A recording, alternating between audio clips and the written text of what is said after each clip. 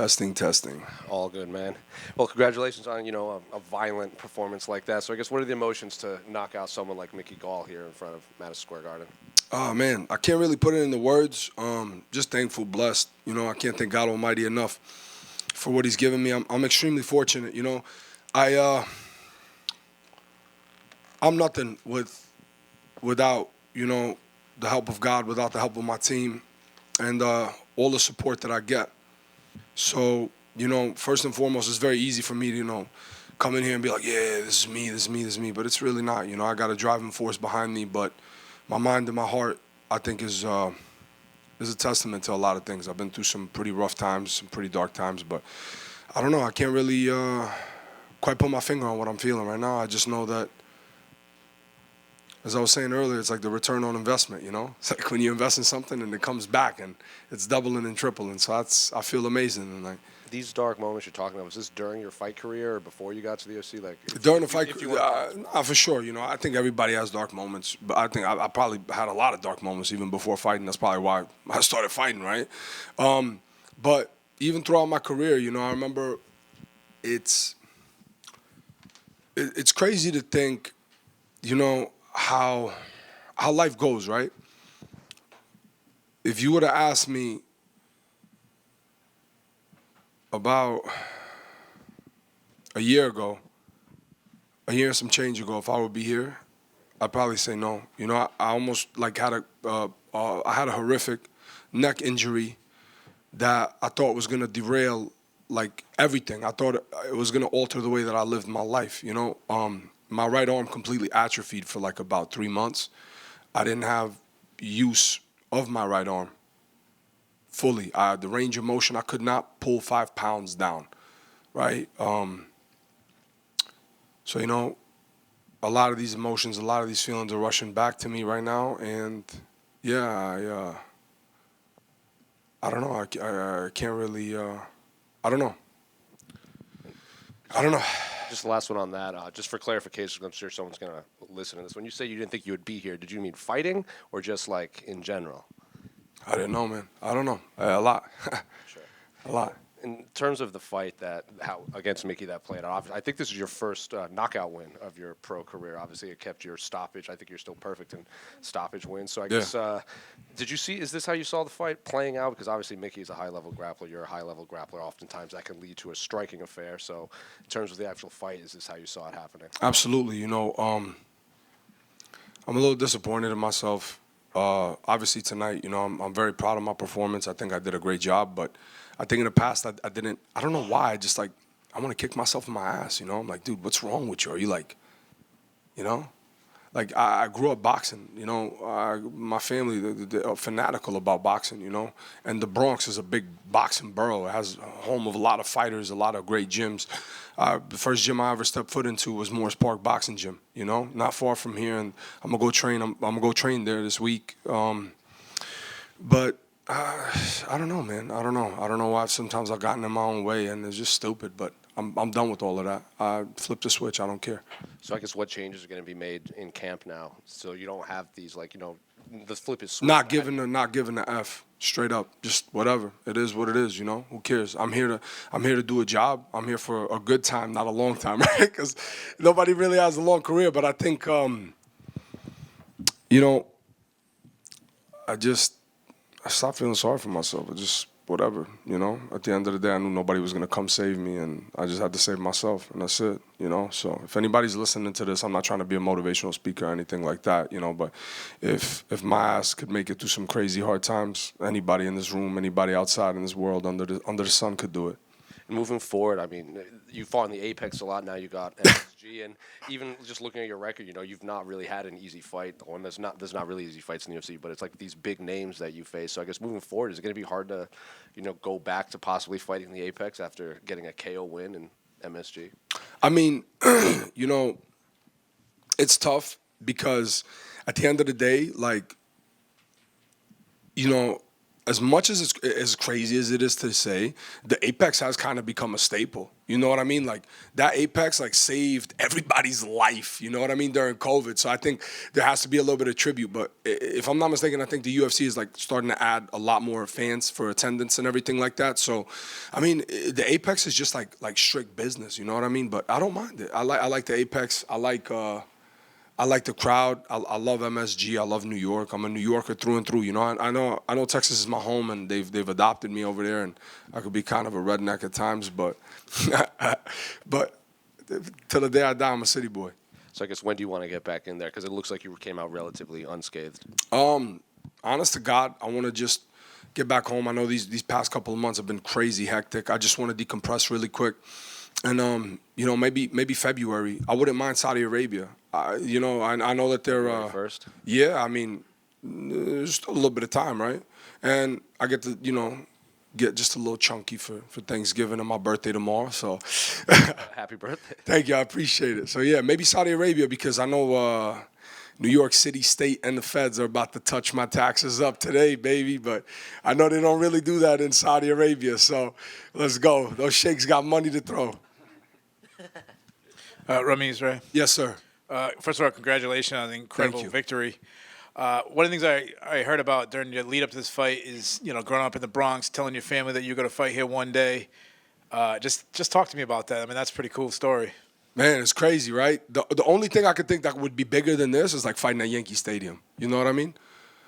But I don't know if they could do. Maybe they could. You never know. They could do it in the stands. Yeah, they could. Yeah, 100%. Red Sox fan. Yeah, I mean, or they could just go to the Bronx and just like organize a street fight, put a cage right in the Bronx, and be like, all right, whoever's gonna attend this, I'll fight there. 100%. Nobody ever fights in the streets in the Bronx. Nah, they don't no more. They used to, but man, it's I swear to God, it's an indescribable feeling. You know, I don't really know what to say. Was I just me and John are the only two New Yorkers on the card tonight? Because Chris was supposed to fight, but yeah, man, I don't know. I didn't really think about that, but I just knew. I was like, I'm gonna put on for the Bronx tonight, all 5 boroughs, and they deserve a show, And anytime I come to fight, I always want to put on an exciting performance, right? So to come here and to do it tonight, I mean, I just feel elated. You know what I mean? Like, it just feels like I got to be myself tonight, and I got to show what the gym knows, like everybody that I train with, like with Bilal, with all these guys that they know, right? That I could do some spectacular and amazing things, and for me to just go out there and let it all hang out, like, was the best thing in the world. Plus, John's an upstate New York guy too, so. Well, what are we going to start saying? Long Island's a part of the 5 boroughs now, guys? I'm joking. Staten Island, right? No, I'm joking. Obviously, you said you'd like to fight in Saudi Arabia. That'd be pretty cool. Is there someone in mind you wouldn't mind getting matched against? Man, I don't know. Like, I swear to God, right now I got to, like, just go look. Maybe I might get active on social media again. It's been kind of good. I've been off social media for, like, 2 weeks. Kind of feel like a caveman a little bit. I don't even know what's going on, right? I'm just, like, chilling in my own world. Nothing in the world has changed in 2 weeks. No, probably not, right? Just people talking more shit. Something pretty big happened in the last 2 weeks. Oh, yeah. Yeah. He's coming today, baby. But I don't know. I mean, for me personally, I need to go look back, and I'm sure that there's a lot of exciting fights at welterweight, man. There's always welterweight's scrap, man. It's like one of the freaking biggest divisions, right, in the UFC, if I'm not mistaken. I think us and lightweight, right, are like the 2 biggest freaking Shark Tank of the divisions. But I mean, every division in the UFC is like kind of crazy now when you look at it. Congratulations. Thank you, brother. I appreciate that. Right here. Yes, sir. Internet loves it. What's the hat you put on Joe Rogan? Oh, that's an Albanian plis. That was my grandfather's, and it's like a tribal hat, right? And I just hopefully you guys just tweet out to Joe Rogan. I don't got his personal cell number, but if you guys could tweet out to him, you guys are a lot more famous than I am. So tweet out to Joe. Just tell him to take care of that thing, please. It was my grandfather's. Yeah, he has. I gave it to him. And last one for me, real quick. What did you tweeted out Joe Rogan's name? What was that? In Albanian? What, you know what I'm talking about? Oh, the shout out that I gave in Albanian. I was just telling the old Albanian diaspora, all the fans, I said this was my grandfather's hat. I'm giving it to him.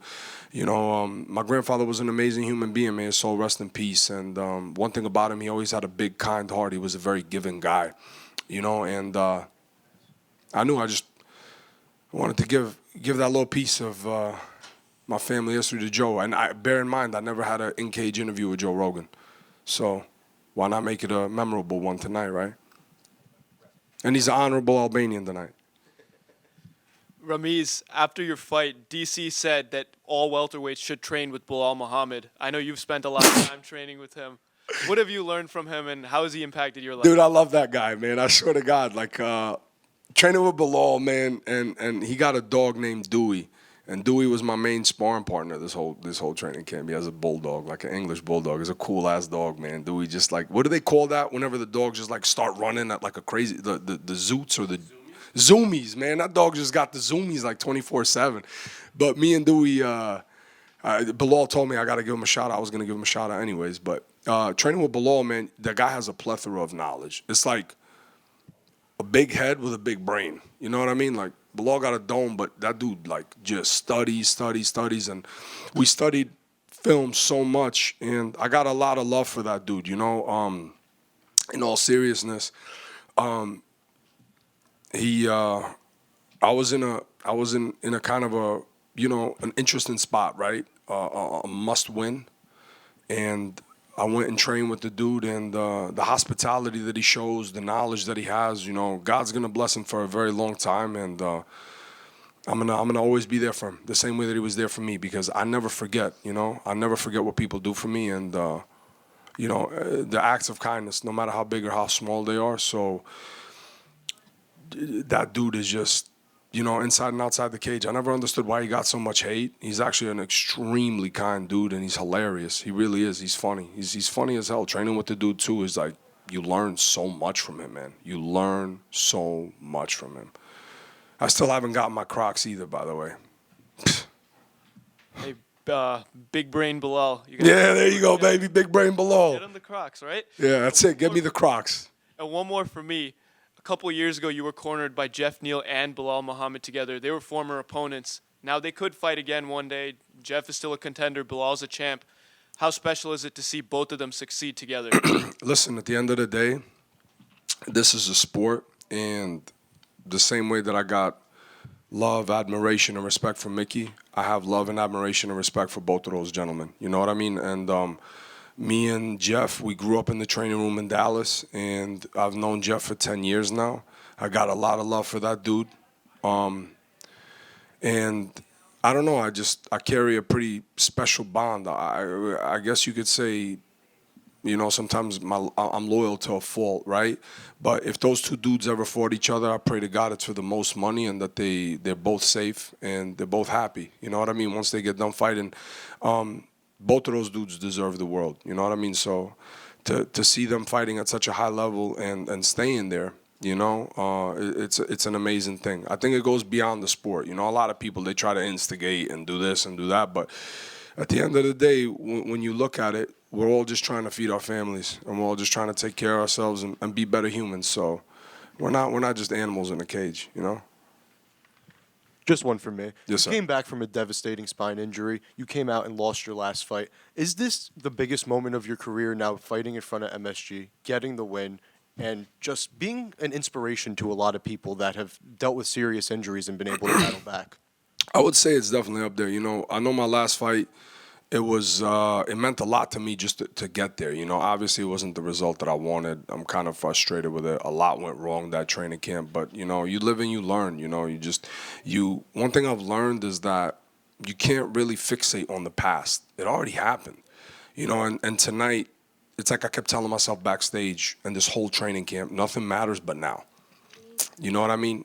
Throughout this whole camp, I had to keep myself level-headed because I couldn't think about MSG, right? Because it wasn't even here yet, you know? And that's something that I think my fighting career has taught me a lot, but I would say, like, this is definitely probably up there. Like, this is definitely it, right? Like, I could go on and win a championship. I could go on and make millions of dollars for the rest of my life. Like, this moment right here that I'm sharing with you guys, that I'm talking with you guys, this is like, you know, it's a very special thing to me because, you know, as cliche as it sounds, I lost a lot of sleep, a lot of tears, a lot of blood, all of that stuff. But just to be here talking with you guys is like, it's an amazing feeling. I'm just taking it. All I got is now, right? All we got is now. This is just this present moment. And with that being said, yeah, I think this is gonna be one of the biggest moments of my life always, you know, and it's gonna be a moment like that's gonna be etched in my heart and my brain for a very long time, probably till the day I die. Yeah, 100%. Any other questions? All right, awesome. Thank you guys. You guys are awesome.